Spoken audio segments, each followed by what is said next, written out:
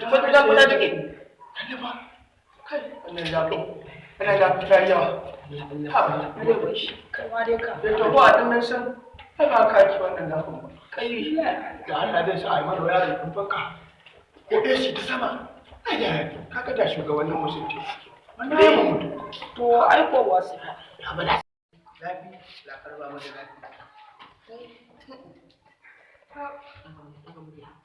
wai Allah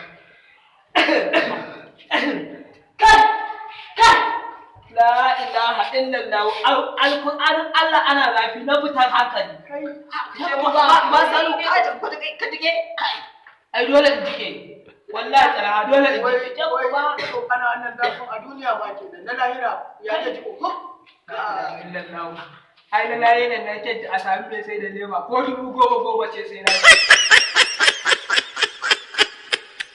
Qur'ani ko bai ce lafiya. Qur'ani ne nasiya. Bai Allah kawo bane da misali da shi bane. Alahira to akwai kakan mu. An ce shine mai raba lemobi. Assalamu alaikum. Sunana Ali Fakwa Kyariya. Domin samun shirye-shiryen mu idan mun dora a YouTube sai ka danna AY Gwanja TV. yawa. Karin bayani gare shi. Domin samun shirye-shiryen mu akan lokaci. Kar ku kasa a wuya kuma kar ku yakana kuma kar ki yadda kuma kar ka yarda a baka labari.